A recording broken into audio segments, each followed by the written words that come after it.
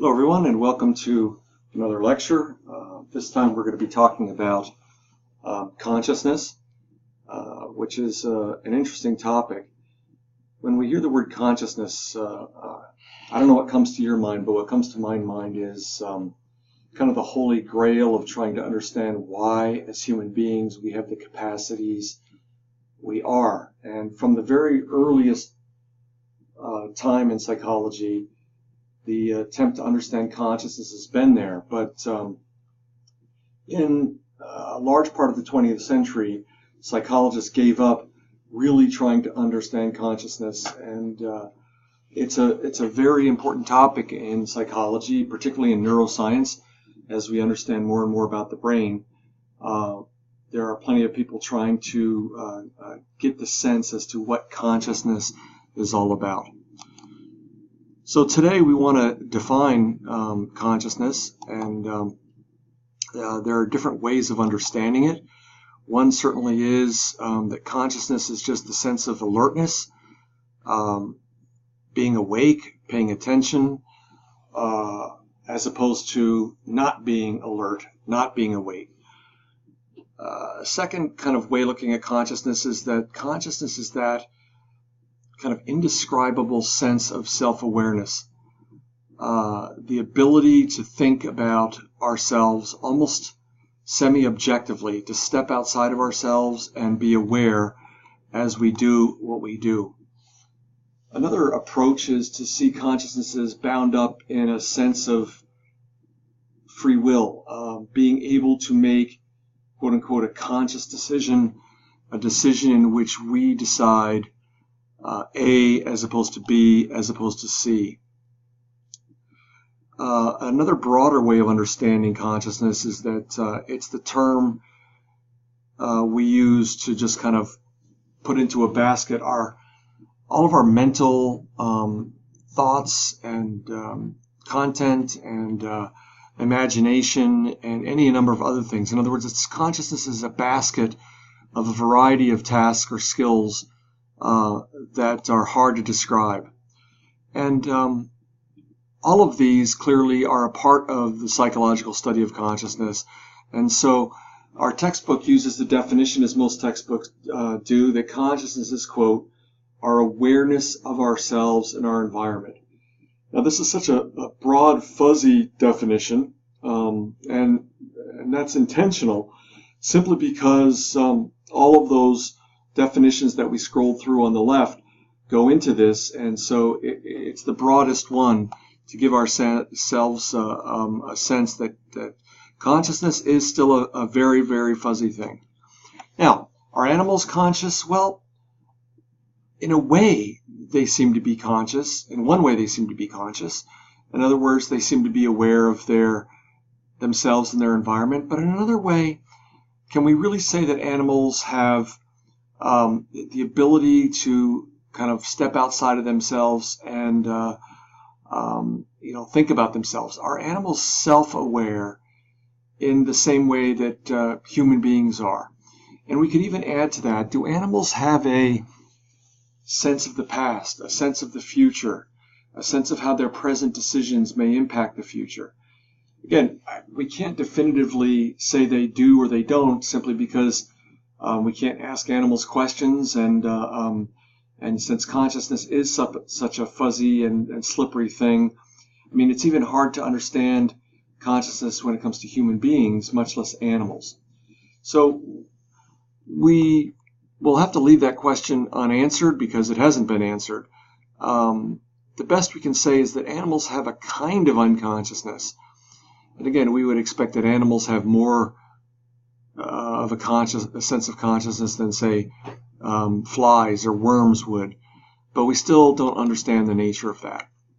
Now, when psychologists have studied consciousness, they've certainly pointed out that consciousness is not an either-or kind of thing, that it's not like a light switch where we're either conscious or we're unconscious. Rather, most psychologists speak of levels of consciousness. And as they continue to study them and look at the various, can I say, states of consciousness or levels of consciousness, they've certainly pointed out that some of these types of consciousness seem to happen spontaneously. During a particular day, just about all of us daydream at certain points. We go into these kind of states in which we're imagining something else. We all get drowsy. Most of us, when we're sitting in class or maybe in church, but certainly before we go to sleep at night. And all of us dream at night. Those occur spontaneously. Some states of consciousness can be induced physiologically. Again, if you deprive yourself of food or oxygen, there's a kind of change in your brain. Sexual orgasm is quite a temporary change in the way your brain is aware of the world.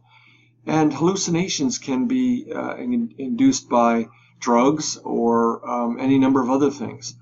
Some states of consciousness are psychologically induced. So, for instance, hypnosis, which you'll read about in your textbook. I'm not going to talk about that today, but meditation or prayer, and indeed sensory deprivation. I've seen advertisements on Groupon for sensory deprivation tanks that you go into for an hour, and it's you lay in water that's absolutely body temperature, and there's nothing to see and nothing to hear. It's absolutely quiet. That induces a kind of different state of consciousness than you would be right now. For instance, if you are listening to me and not daydreaming. As I mentioned earlier, early on in psychology, psychology was all about trying to understand this. And indeed, it certainly is important, but the things we study in psychology are myriad, and so while as I said earlier, consciousness is still the holy grail of trying to understand. If we can understand consciousness, the idea would go we'd understand so much more about being human, but we're not there yet. Now, with regard to consciousness, there's over the years been some very interesting things that have emerged, and one of them was reports by people that were allegedly unconscious in comas or in other states, who indeed, although they appeared physiologically unconscious, seemed to report later that they could hear, for instance, what was going on. And that of course, just challenged a lot of the assumptions that had been made at that point about consciousness. And so it's a golden moment, I guess, in that we're aware, as so often we are when we study something new, of a lot more questions. I think that the one conclusion we can make in psychology is that things are probably more complicated than we think. And that's certainly true about understanding consciousness. And what is it? And why is it in some instances people don't hear, in other instances people do hear?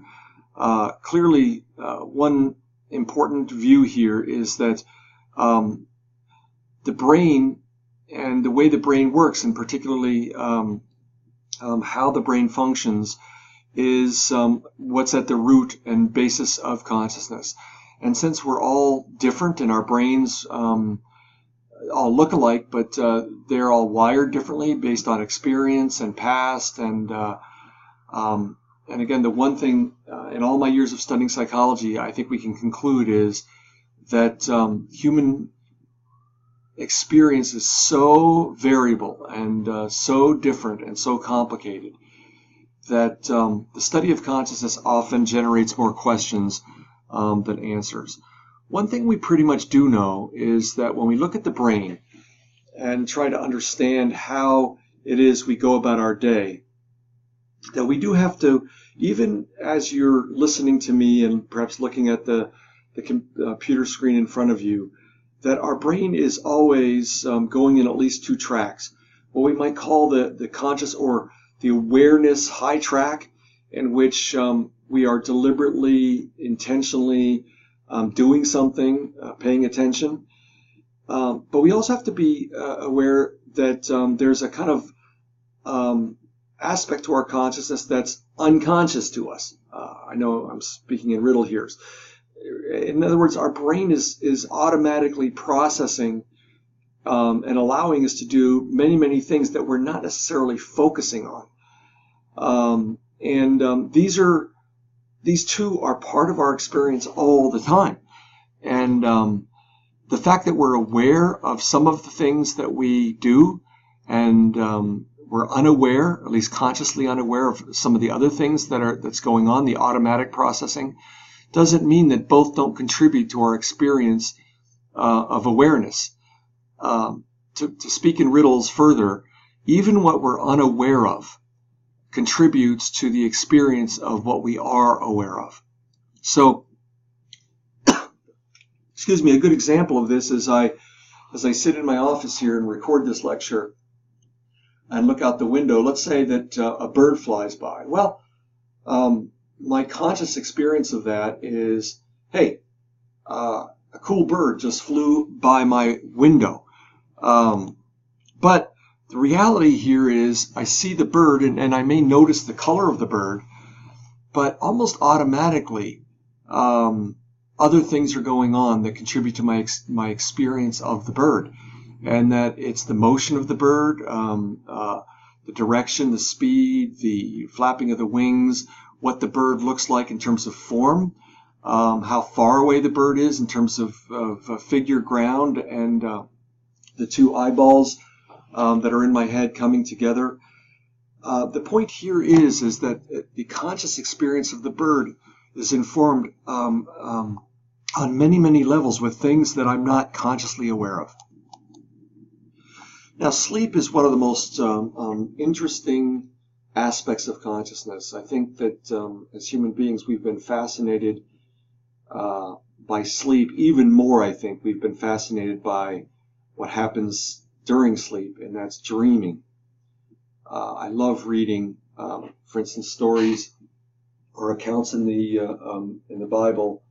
I'm sure many of you are familiar with them. The story of Joseph interpreting Pharaoh's dream and Daniel interpreting Nebuchadnezzar's dream. I was just reading the other day of in the Old Testament book of Judges how Gideon is about to lead the Israelites into a battle with the Midianites, and he's down to 300 people, and you can imagine that would be a nerve-wracking situation. And he's directed to walk with his armor guard down into the Midianite camp, and he listens to them tell a story.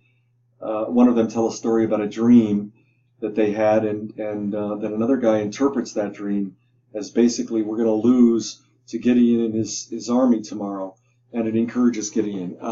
So those are interesting. Clearly, I'm sure you've had dreams in your life and you woke up. I don't know what your perspective on dreams is, but you've woken up and perhaps been fascinated or puzzled, or maybe it confirms something. But it's a fascinating aspect of the process, a process of consciousness. Now, we come at dreams and we put our sleep, and we put it in the larger context of the 24-hour circadian cycle, or a clock that's inside of our heads. Our brain has a component to it in which there are specialists that study, and it's called chronopsychobiology, and looks at this internal clock that pays attention to our day. Now, the good news is that just about all of us have a 24-hour biological clock, and that just happens to coincide with the fact that we live on a planet that rotates 24 hours. There is a very rare disorder called Klein-Levin syndrome, a sleep disorder, and in this disorder, the best theory is that some people, for whatever reason, do not have a 24-hour biological clock. It's a 26-hour or it's a 27-hour, and that causes all kinds of problems. But even when we look at the 24-hour cycle that we go through 7 times a week, when we look at the sleep, early on, sleep researchers discovered that there was a 90-minute cycle for most of us, even within the context of sleep. And that has been studied at great detail. Now, this daily rhythm, the circadian rhythm, which is about circadian, literally meaning about a day. Again, it just doesn't involve sleep, but it involves all of the things that we do typically in a 24-hour day. And one of the early things that we discovered with sleep was that for people that lived in a part of the world where there are distinct seasons and light is more common, for instance, in the spring and summer, and less common in the late fall and winter, that the sleep cycles seem to be aligned and attuned with that. And indeed, the research shows that we do tend to sleep on average a little more in the winter months than in the summer months. Now, there are plenty of other things that relate to sleep and that inhibit it or produce the conditions for more sleep, but we absolutely know that light and darkness has to do with that. And again, it's not just sleep in this 24-hour cycle, hundreds and hundreds of things that we just don't even think about. Our body temperature increases and decreases. Some of us have peaks of arousal or energy. Some of us are more mentally sharp at certain times of the day.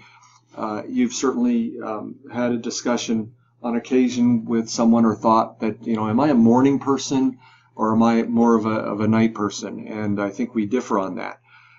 Psychologists have studied this. The terminology is: are you a lark, an early riser? Are you tending to be able to do things more efficiently and effectively in the morning, or are you a owl? And while there are individual differences between all of us, generally speaking, we know that age at least contributes that a little bit. I suspect most of you that are listening to this lecture are younger, and it's probably no surprise that most younger people seem to be larks, seem to be owls, that they seem to do things at night. I always laugh when I grade online courses and I see people making contributions to a discussion or submitting papers or assignments at 3:15 in the morning. Whereas 30 years later, as we get older, the great majority of people tend to be more efficient and effective early in the morning. And I may be an anomaly, but my whole life I'm just better in the morning. I'm not so efficient and effective later in the day.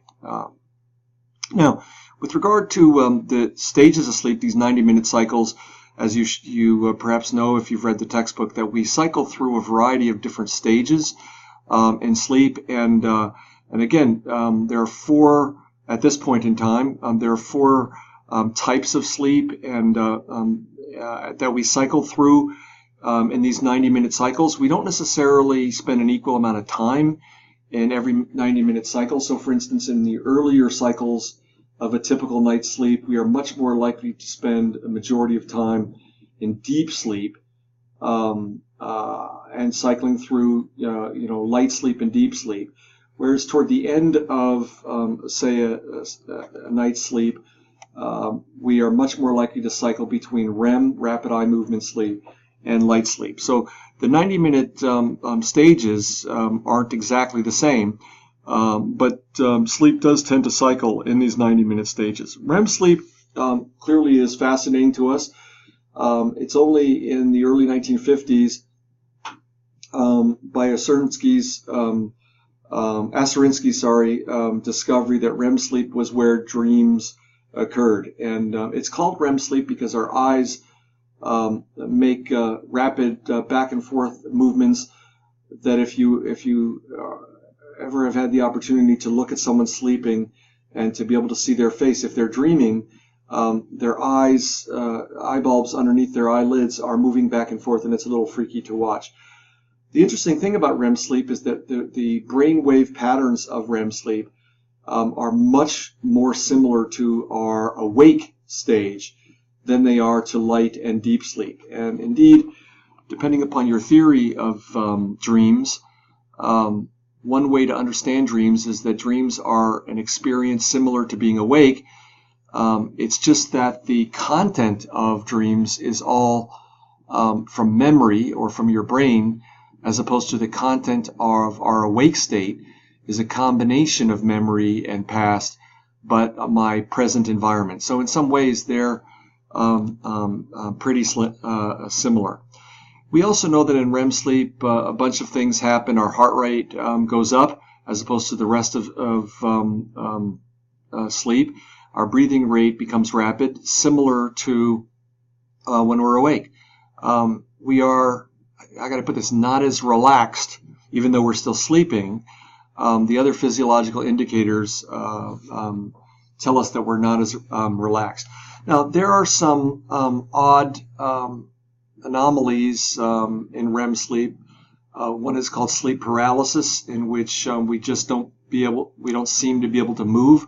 Some people report occasional sleep paralysis when they actually wake up in the morning, and they've been in a dream and they wake up, but for a couple of seconds or even up to a minute, some people have reported that they're awake but they can't move.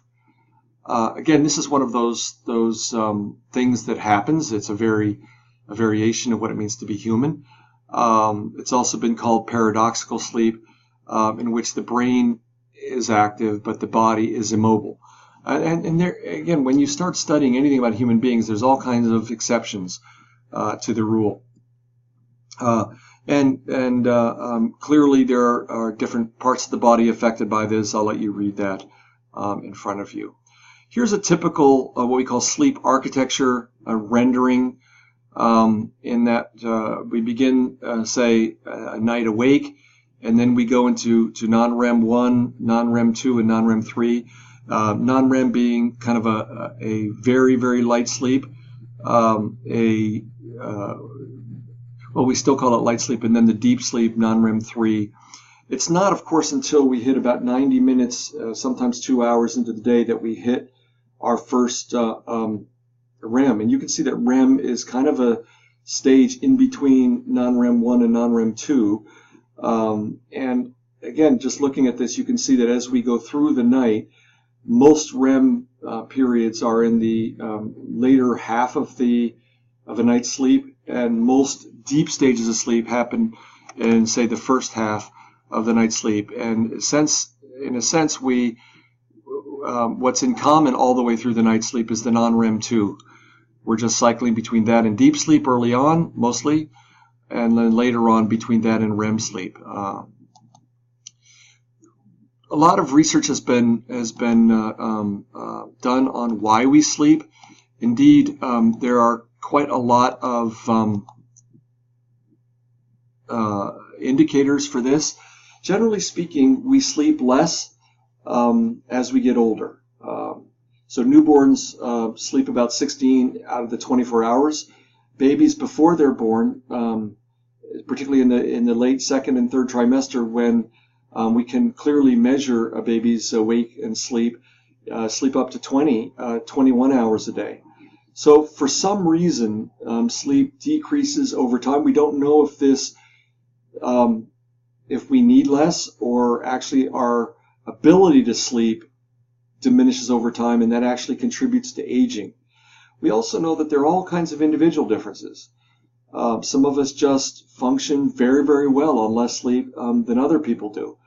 And again, when you go around the world, we certainly know that when we've studied the amount of sleep people get in North America, the United States, and Canada, we just seem to be, for whatever reason, culturally, an area of the world in which we sleep less. Now, some of this may contribute to, more than 100 years of having artificial light, i.e. electricity, and light in our houses, and it's just had a cumulative effect on us. Of course, now we have computer screens and phone screens and iPad screens and Kindle screens that we know tend to interfere with the brain's ability at night sometimes to go to sleep. But there's so many variations to sleep that it's hard to make broad generalizations. Again, there are within the context of the year, as we mentioned earlier on, we sleep more in the winter and less in the summer. And so we all have our individual circadian clocks. We seem to, again, differ with regard to where we are in the world, maybe what we'll call culturally, and that changes in terms of influences of light and so on and so forth. Sleep is beneficial for us, we know. We absolutely know that sleep restores and repairs the brain and the body. Without sleep, or in a lack of sleep, our whole physiological system slowly gets less and less efficient. And if you're deprived of sleep long enough, you actually become psychotic. We also know that sleep tends to reinforce the memories of the day. So one thing, as students, you may want to pay attention to this. One thing we certainly know is that what you're reading or what you study right before you go to sleep tends to be consolidated in long-term memory. In other words, if you have a period of like an exam week, don't neglect sleep. It will be problematic for you. Another thing we know is that when you get enough sleep, you tend to be much better at solving problems. Your brain is quite efficient. Thomas Edison was famous for using sleep, naps. He actually had a little bed or cot in his office. There's a Thomas Edison Museum in West Orange, New Jersey, and when he would be particularly puzzled by something he was trying to figure out, he would think intently about the problem, then take a nap. And he reported that very often when he woke up from the nap, his brain seemed to be better at solving problems. And indeed, the invention of the light bulb is something we can be thankful, which ironically probably helps keep us from getting enough sleep. Sleep, too, is when growth hormones are active, and so there's not only repair that happens in the body, but also growth, and adequate sleep certainly is pretty important for kids. We know that not getting enough sleep is associated with a whole bunch of different things. Your brain, I don't know if you lose brain power, that's not a very kind of technical term, but your brain just does not work nearly as well when you don't get enough sleep. And most of us intuitively know that. If we're not able to sleep, we're in a fog, we might say. Interestingly, too, if you want to lose weight, one of the things you have to do in addition to exercising and exerting portion control is actually get enough sleep. Because when you don't get enough sleep, your body releases hormones that actually encourage and promote weight gain. We're much more likely to get sick. Our immune system is much less efficient when we don't get enough sleep. We're irritable, we're grouchy, we feel just physiologically less energetic. All of these things, all of us have experienced, and so it is particularly quite important. And again, we can go on and on and on. This is just another illustration of what we know is associated with sleep deprivation or not getting enough sleep. Everything physiologically and cognitively becomes less efficient, is the best way I could put it. Sleep seems to be highly necessary, and adequate sleep necessary for us to function as human beings. We certainly know that when we don't get enough sleep, we are accident prone. So, for instance, here's one of my all-time favorite studies. Here's a research study which just looks at the accident rate in the United States the day after and the day before. The day after we either spring ahead and there was daylight savings time, or in the fall back. And you can see that the accident rate jumps up significantly the day after we do this in the spring. And when presumably we have an hour or so less of sleep. And in the fall, when all of us get that gift of an extra hour of sleep in November, it seems nowadays, the car accident rate actually goes down.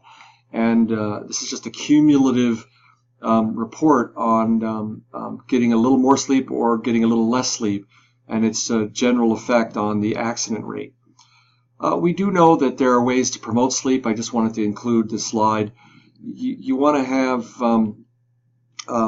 it as dark as possible before you go to sleep. We know that the greater exposure you have to light, light pretty much signals to your brain that it's morning time, and your brain responds to that. So using 25-watt light bulbs and ideally not looking at a phone or computer or TV screen.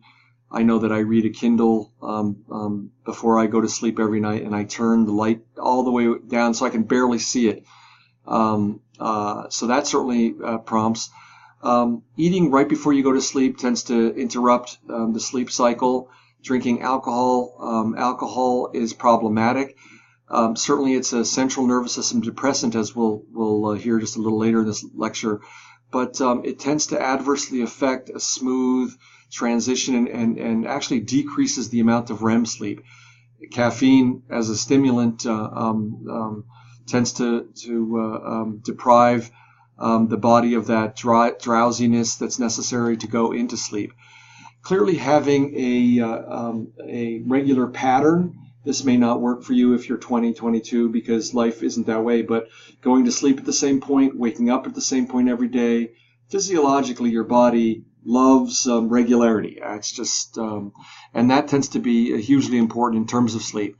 Exercising daily contributes to better sleep, not right before you go to sleep because your body's all ratcheted up, but the ideal time for your body to benefit from exercise is actually late afternoon.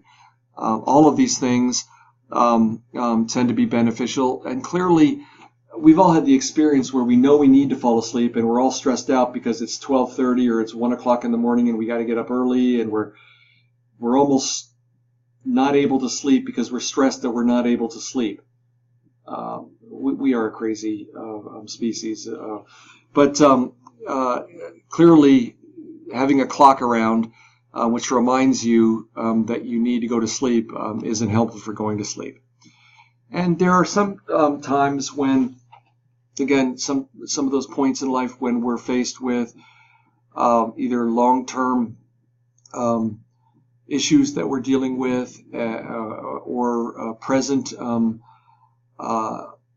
issues that are affecting our anxiety and depression. We know that anxiety and depression affect sleep. Now, some of us, when we're anxious and depressed, can sleep, all day long. Others of us have sleep issues. But clearly, counseling is beneficial. Years ago, I had one of my colleagues. I was talking about all my sleep issues, and she listened to me and she said something like, well, Stephen, in my experience as a counselor, sleep issues are a huge indicator that there are psychological things going on. And when I first listened to her, I'm like, okay, yeah, right. But, she was right. And I did, at that point, go and get some counseling, and it was somewhat beneficial for my sleep. I want to just mention a few sleep disorders. Insomnia, which most of us will experience if you haven't experienced.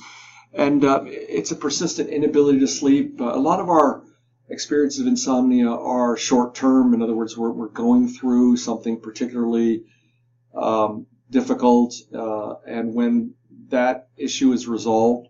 But clearly, some of us will have long-term insomnia, and again, that's certainly not easy sometimes to fix. Again, there are drugs like Ambien that people take, but those have huge problematic side effects, and they're addictive in every sense of the word. Narcolepsy is just falling asleep, particularly during times of high anxiety. Narcolepsy kind of looks like someone fainting. And again, narcolepsy can't be cured. It can be managed. Sleep apnea is when some people when they fall asleep, their brain actually stops breathing. And so another part of their brain says, hey, we're not breathing, we're not getting oxygen, wake up. And so people with sleep apnea are waking up 200, 300, 500 times during a night's sleep, and that interferes drastically with that sleep cycle. night terrors are a kind of thing that are somewhat common with children. This is dreams that take place not in REM sleep, but in the non-REM 3, the deepest stage of sleep. And those tend to slowly disappear. Night terrors in late adolescence and adulthood are usually an indication of some deep psychological conflict that's going on. And so it's important to pay attention to those things. Somnambulism, which is sleepwalking, is something that's not a disorder per se, but it's something obviously that can be a little disconcerting. It tends to run in families. I know that I and my brothers, my two brothers, but not my sister, seem to be sleepwalkers. I live alone now, so I don't. Who knows if I do or not? But I've never woken up outside of my apartment, so I think I'm okay. Again, as I said before, these are not considered. They're mostly true in children, and generally speaking, not all that problematic. When they occur in again, particularly late adolescence and adulthood, almost always they are probably an indicator of something else going on. With regard to the theories of why we dream, there are several theories here. Sorry about that. The Freudian theory is the famous wish fulfillment theory, that what a dream is your brain allowing you to do something you want to do, but you censor that in your awake state because it's not socially acceptable or seems immoral, or that could be true. There's certainly no evidence that that is there. On the other hand, there's no evidence that that's not an aspect of dreams. The information processing aspect of dreams is simply that what dreams do is they organize our day's experience. It's almost like a filing system that your brain cleans up experiences through the day and almost sometimes puts them into a, can we call this a file, which is dream number 3 on Tuesday, June 12th, and then combines some aspects of today or yesterday with some aspects of past issues. A third theory is physiological function, in that dreaming is pretty much necessary at night because it keeps the brain stimulation active and moving, preserving neural pathways that have perhaps been connected in the day or days before. This is where the consolidation of memories would come in. And one critique of this is, well, why do we find our dreams so often meaningful if it's a relatively random way of just keeping neural pathways open? The activation synthesis aspect of dreams is that REM sleep again evokes a kind of random content to our neurons firing during the sleep, and that the synthesis part of the activation is that it's simply our left hemisphere does not like leaving things unexplained. If you've ever been in an experience where you're saying, why did that happen?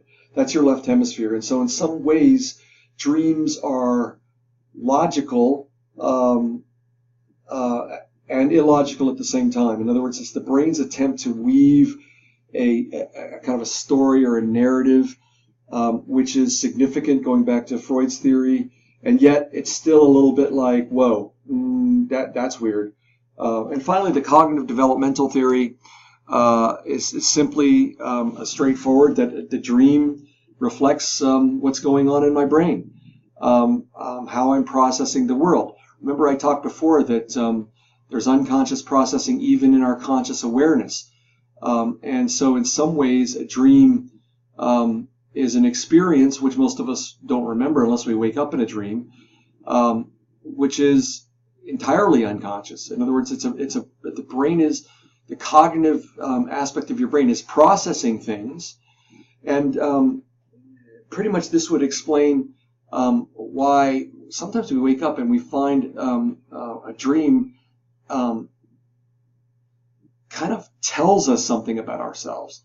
I certainly have had dreams in which I woke up and I immediately wrote it down because it seemed to be a kind of, I don't want to say that I could clearly say that God was revealing something to me, but it did seem to be something like that.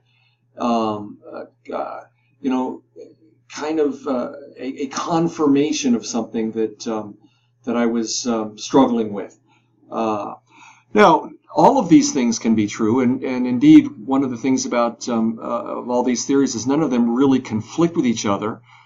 And indeed, some sleep researchers say that, like so many things about being human, there's not just one answer to it, but there may be multiple levels of explanation of dreams, all of which are pretty true to us.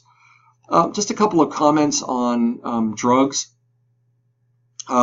Certainly with regard to understanding how drugs work, we have great insight and experience into understanding the physiological effects of drugs, but I do have to point out that we're still a little bit unclear. So for instance, we know that some drugs are hallucinogens, some drugs are central nervous system depressants, some drugs are central nervous system stimulants, but the exact way every drug works and why they work the way we do, we are literally still at the beginning of that process. That may strike you as a crazy thing to say, but talk to any pharmacology, psychopharmacologist, and they'll say the same thing. Our study of human history does seem to indicate that no matter where human beings have been in the world, that taking or using drugs just seems to be a universal human impetus. And of course, depending on where you go in the world, different drugs were used in terms of availability and so on and so forth. But we do know that drugs, whatever kind we're talking about, do somehow alter conscious experience, whether that's through the perceptions like hallucinogens, or through elevation or depressing of mood, or a reduction of inhibitions. We do know that drugs do that, and indeed, it's a one step further to simply say that's why people take drugs, is that for some reason the altering of present experience is something that human beings look for. Whether that's good or bad, certainly is problematic. For instance, when we look at addiction or we look at alcoholism. Now, in studying the use of drugs, we know that about 20% of the population seems to have a psychological configuration, what you may have heard referred to as an addictive personality. And so most people can use drugs occasionally, and within limits, it's not problematic, about 80%. But the 20%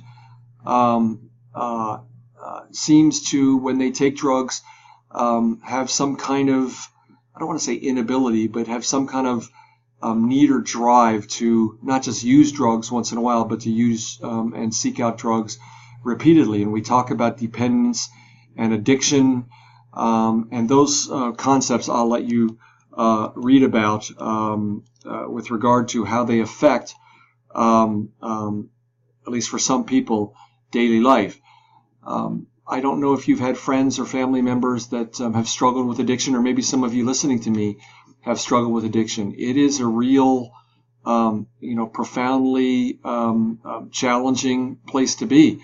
And indeed, if you pay attention quite at all, you know that so much of our so-called treatment programs, our rehab programs, don't really work for some people, but they're certainly out there. Withdrawal is simply a process in which people stop using a drug. So tolerance is the process. Perhaps I'll just go back here. Tolerance is the process where your body slowly gets used to the presence of the drug in the system. And depending upon the drug, tolerance is relatively quick or relatively long-term. So, for instance, we know with any depressant or stimulant, tolerance begins, almost immediately. And depending upon the drug, is quick or slower. The hallucinogenic drugs don't contribute to our physiological tolerance. So when an individual takes a drug semi-regularly, tolerance is your body's physiological changes in response to the regular presence of that drug in the brain and in the bloodstream. Withdrawal is a process in which your body now has to, goes into shock, quite frankly, when that drug is no longer present, and then has to physiologically change. This is why people get the shakes, they get headaches, they feel lousy. I don't know if any of you have ever fasted for any reason, for Lent, let's say. And I know the first day of Lent is always Ash Wednesday is always for me, because I fast not only from food but from coffee, and I like my coffee every morning, so I always feel a little bit out of it for a day or so. But that's what withdrawal is your body having to get used to the absence of the drug. And again, in some drugs, withdrawal is not only severe but life-threatening. Others, for instance, caffeine, a few days of discomfort, at least for most people, but not hugely problematic. The difference between physiological dependence and psychological dependence has been elaborated on, and some people that study drug use and abuse have said that it's a distinction that doesn't really make much of a difference, because when someone is, can I use the term quote-unquote addicted, whether there are physiological factors, and with many drugs there are, and they're predominant, or there are psychological factors, the reality is that some combination of both is usually a factor. I think you probably would agree with me that if you'd say that if you're regularly using some kind of drug, alcohol, or that there may be physical factors, but maybe the psychological factors, are just as important, if not more important, in dealing with that issue. I'm going to let you certainly read about tolerance and withdrawal, and the way the process of dependence works.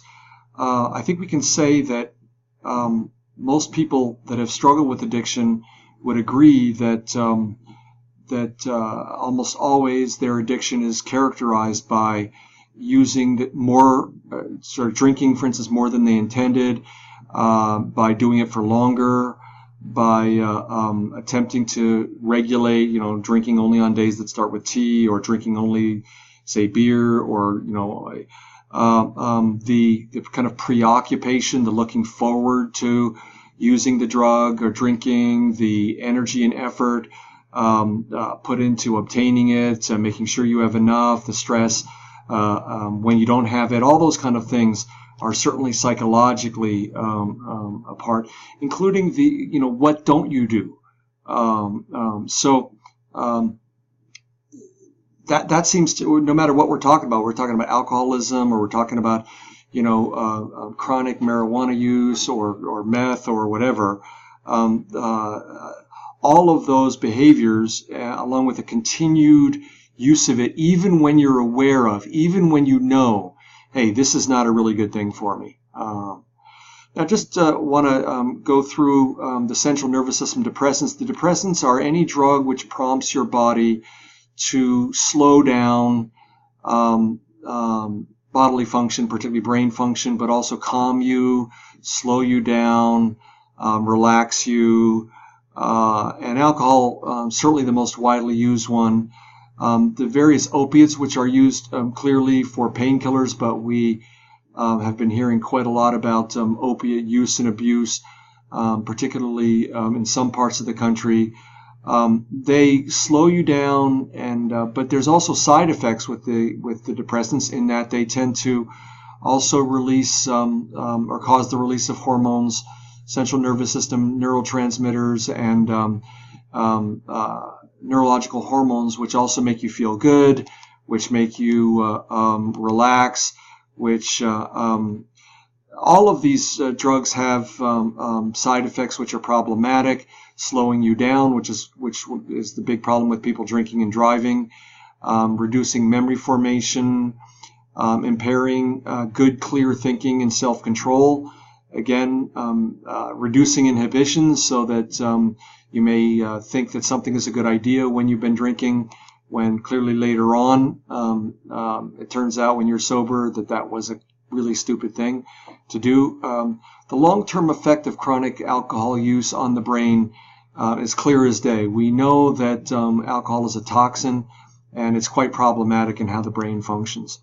The barbiturates seem to be around less. They used to be prescribed for anxiety and for sleep, but it turns out that they're highly addictive, and if you use any of these drugs, Seconal was probably the most popular one, highly prescribed, particularly in the 60s and 70s, but it quickly starts interfering with sleep after taking it for 10 days. And so the barbiturates are not really widely used simply because even what they treat tends to quickly be not treated by them. That was an awkward way of saying it. But they're highly addictive, and going through barbiturate withdrawal almost always has to be done in a hospital because it's actually life-threatening. The opiates, again, are highly also addictive, and the opiates as a category all come from the opium, and that's why they're called opiates. They're very effective at reducing anxiety, and of course pain reduction is their functional use. But clearly they also have the side effect of producing a kind of euphoria, and they prompt the body not to release the natural pain reducers called endorphins, or logically the opiate peptides. They're very addictive, and again, because they're addictive and because the body develops tolerance for them, the reality is that you need more and more to get the same effect, and as you take more and more to get the same effect, you come closer and closer to the threshold in which you've taken too much, and again, an overdose occurs. So certainly they're highly addictive. The stimulants do the opposite of the central nervous system. They stimulate the body to greater activity, to greater awareness. Again, caffeine and nicotine are certainly the most widely used of the stimulants, and if I could say, in my opinion, relatively benign. Just about all of the drugs used to treat ADHD are mild stimulants, Vyvanse and Adderall. The more serious stimulants, at least serious in terms of their potential adverse effect, are the amphetamines and methamphetamines and cocaine and ecstasy. Again, highly addictive, all of these, and caffeine is, again, in which I admit to you I am a caffeine addict, and I can't drink caffeine in the afternoon or evening. It definitely disrupts my sleep.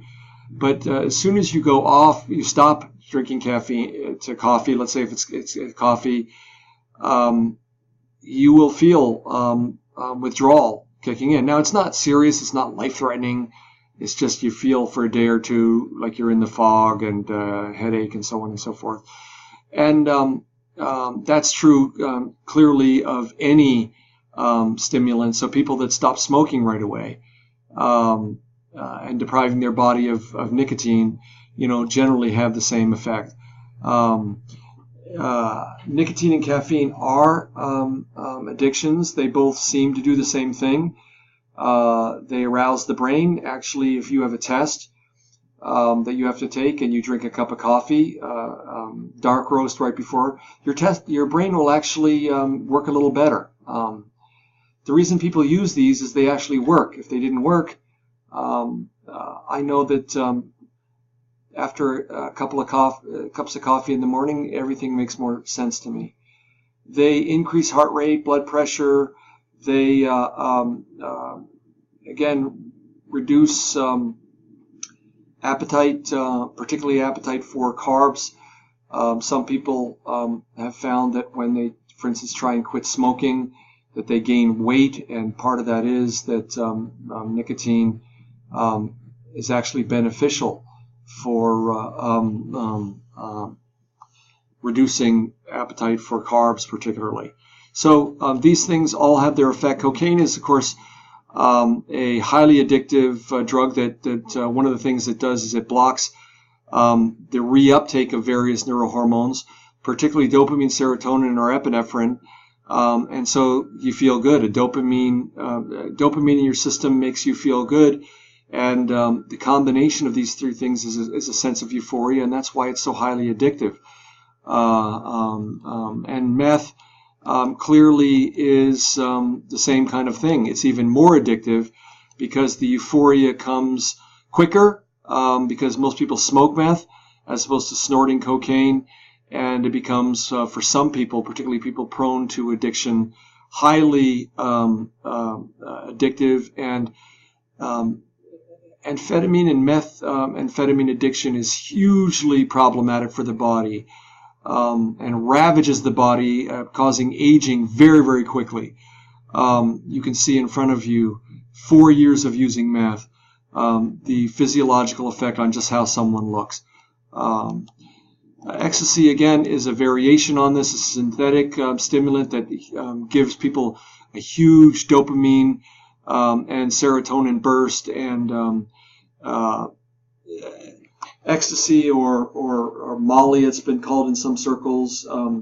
It sometimes is characterized as a hallucinogen and stimulant, but what happens clearly when it's used in drugs in club settings, I should say, is that it causes stimulant, it causes hallucinations, and for some people, they don't drink water. They're not even paying. They're so enjoying the experience that they don't. The messages to take care of your body, like slow down, like drink some water, like just relax for a bit and allow your body to come down. All of those messages are overridden by the pleasant dopamine and serotonergic surges. And so clearly taking ecstasy can be deadly. Again, I certainly know people that have done this, and they have apparently no long-term side effects. But for some people, hugely problematic effects. We end with the hallucinogens, that LSD probably being the most commonly known. Maybe you've heard about different types of mushrooms or drugs, but the most commonly used hallucinogen is marijuana. Again, marijuana is widely used. Some people report hallucinogenic experiences. Other people just say that it just makes them, all numb and they fall asleep.